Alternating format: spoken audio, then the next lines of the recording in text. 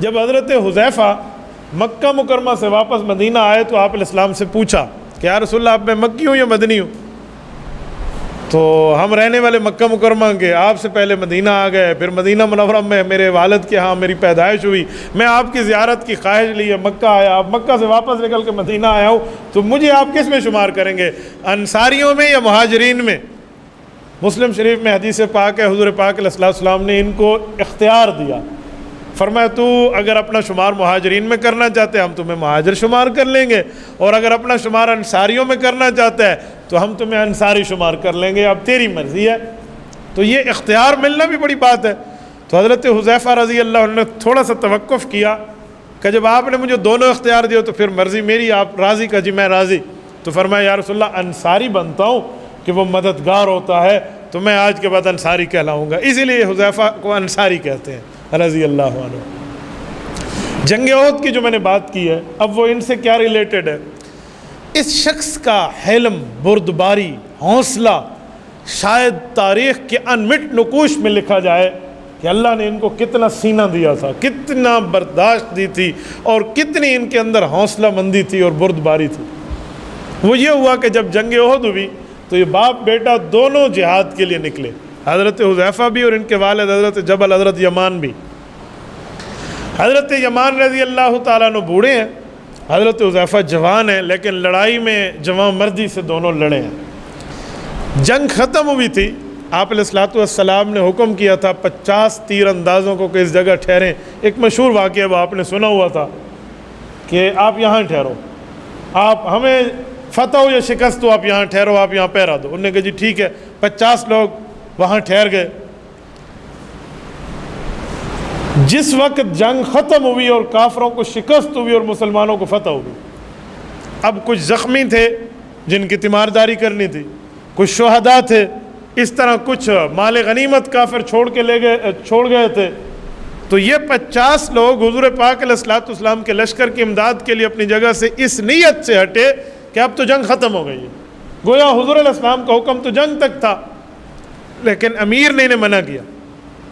امیر نے کہا دیکھو آپ علیہ السلام نے ساتھ یہ نہیں فرمایا تھا کہ جنگ تک۔ انہوں نے کہا نہیں یار بظاہر بات تو یہی تھی، لہٰذا ہمیں اب حضور کا تعاون کرنا چاہیے، اپنے زخمی دوستوں کو اٹھانا چاہیے، اور مال غنیمت اسلام کے لیے جمع کر رہے ہیں، کوئی اپنی جیب کے لیے تھوڑی کر رہے ہیں، تو ہمیں مسلمان بھائیوں کو اور حضور کا تعاون کرنا چاہیے، ہمیں جانا چاہیے۔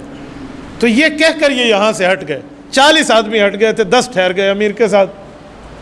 کہتے ہیں شیطان نے آواز لگائی جاتے ہوئے کافروں کو کہ اس جگہ سے آپ آ کر حملہ کر سکتے ہیں، تو وہ پلٹ کے آئے اور اس جگہ سے حملہ ہوا اور جنگ کا پانسا پلٹ گیا اور 70 شہداء ہوئے، اور یہ پوری ترتیب قرآن کریم نے ذکر کی ہے۔ اس جگہ حضور پاک علیہ السلام کے حکم کی، میں اس کو خلاف ورزی تو نہیں کہتا، بظاہر سمجھنے میں کچھ کمی بیشی ہو گئی کہ حکم کس وقت تک تھا، تو اس وجہ سے یہ معاملہ آیا۔ بہرحال اللہ نے معافی دے دی، رسول اللہ صلی اللہ علیہ وسلم راضی ہو گئے۔ ہم میں کسی کو جسٹس اور جج بننے کی ضرورت نہیں ہے کہ ہم رسول اللہ کے صحابہ پہ یہاں انگلی اٹھائیں اور اپنے ایمان کو برباد کریں۔ وہ شاگرد نبی کے ہیں، پسندیدہ اللہ کے ہیں، رب معاف کر رہا ہے اور پیغمبر سینے سے لگا رہا ہے، تو کسی مومن کی جرت نہیں ہے کہ اب وہ ان پہ بات کریں۔ یہ میں ساتھ اسی لیے کریکشن کر رہا ہوں کہ کچھ لوگ پھر قاضی بن بیٹھتے ہیں کہ انہوں نے غلط کیا تھا۔ بھئی غلط کیا تو اللہ نے معافی دے دی، حضور پاک علیہ السلام نے سینے سے لگا لیا، تمہیں کس نے اختیار دیا تو درمیان میں آؤٹ سائڈر بیٹھ کے کمنٹس کرنا شروع کر دے۔ استاد شاگرد کلاس میں ایک دوسرے کو غصے میں بیٹھے ہوں، استاد غصہ کرے شاگرد سنے، اور راہ جاتا آدمی یا استاد پہ بولے یا شاگرد پہ بولے تو آؤٹ سائڈر کو تو ہمارے اسکول والے انٹر نہیں ہونے دے رہے، کالج والے کہہ رہے ہیں جا دفع ہو جا، تو اسے کا کیا ضرورت ہے کہ یہ اس نبی اور نبی کے صحابہ کے بارے میں کوئی بات کرے۔ اس جنگ میں جب وہ شیطان کی آواز پہ واپس آئے تھے نا کفار، تو حضرت حذیفہ کے والد حضرت یمان درمیان میں تھے، ادھر سے کافروں کا لشکر، ادھر سے مسلمانوں۔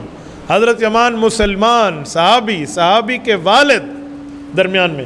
اب جب تلواریں چلیں تو کسی نے ناواقفی میں حضرت یمان کو کفار کی طرف کا بندہ سمجھ لیا کہ یہ کافروں کی طرف سے لڑنے آیا ہوا ہے، حالانکہ تو مسلمان تھے۔ جس وقت تلواروں کی گھمسان رن پڑا تو حضرت حذیفہ نے چیخ کر کہا کہ میرے والد ہیں، لیکن اتنے شور میں کہاں اس آواز نے پہنچنا تھا یا کیا اثر ہونا تھا۔ وہ یہی ہوا کہ جب وہ جمگٹھا ایک دوسرے سے الگ ہوا تو حضرت یمان رضی اللہ عنہ شہید ہو چکے تھے۔ اور مسلمانوں کے ہاتھوں شہید ہو چکے تھے، حضرت حذیفہ کے والد۔ اور حضرت حذیفہ نے اپنے والد کی میت کو اپنی آنکھوں سے دیکھا، جو 2 منٹ پہلے کیا اور 2-4 منٹ کے بعد کیا۔ اب بتائیں کتنا دکھی کام ہے اور کتنا دل افسردگی کا معاملہ حضرت حذیفہ رضی اللہ عنہ کا ہے۔ حضور اقدس صلی اللہ علیہ وسلم کے سامنے معاملہ پیش ہوا تو حضرت حذیفہ نے ایک ہی لفظ بولا، یغفر اللہ لکم، یا رسول اللہ میرے بھائی ہیں، مجھے ان پر کسی قسم کی نیت کا شک نہیں ہے، میں انہیں والد کا خون معاف کرتا ہوں، انہیں اللہ معاف فرما دے۔ یہ حوصلہ بہت بڑا حوصلہ، اس حوصلے کو آپ کسی عام معاملے میں اور ایزی آپ نہیں لے سکتے۔ یہ حضرت حذیفہ رضی اللہ تعالیٰ عنہ کی کتنی حالانکہ بات کرتے تو وہ کہہ سکتے تھے یہ ہو سکتا ہے خون بہا چاہیے، مجھے بدلہ چاہیے، ان کو دکھتا نہیں تھا، ان معاملے میں دیکھیں نہیں، اپنے جذبات کو اسلام کے حکم اور اسلام کی منشا کے ماتحت کیا۔ حضور اقدس صلی اللہ علیہ وسلم نے اپنے خاص جیب سے ان کا دیت کا معاملہ ادا کیا، کہا ان کو معافی مل جائے فلاں، جیسے اسلامی قانون ہے۔ لیکن میں ایک یہاں جملہ کہتا ہوں، یہ واقعہ ہمیں سبق دے رہا ہے کہ ہم اپنے ذاتی جذبات کو ایک طرف رکھ کر اسلام کے منشا کو دیکھیں۔ اگر اس وقت حضرت حذیفہ یہ جملہ کہتے کہ مجھے اپنے باپ کا قاتل چاہیے، خون کا بدلہ خون ہے اور اللہ کا قانون ہے، یا اس طرح کی کچھ جذباتی باتیں ہوتی، اب مجھے بتائیں ایک کفار کی طرف سے 70 مسلمان شہید ہو گئے ہیں، جنگ کا معاملہ تتر بتر ہو گیا ہے، اور 50 تیر اندازوں میں سے اکثر کی شہادت ہو چکی ہے، رسالت مآب علیہ الصلوۃ والسلام خود زخمی حالت میں ہے، تو بتائیں اس وقت اسلام کی کیا پکچر کفار کے سامنے پیش ہوتی کہ اب تو خانہ جنگی شروع ہو گئی، اب تو گھر میں لڑ پڑے ہیں، اب تو اپنوں میں فساد ہو گیا۔ یہ بے عزتی تھی اسلام کی، یہ بدنامی تھی مذہب کی۔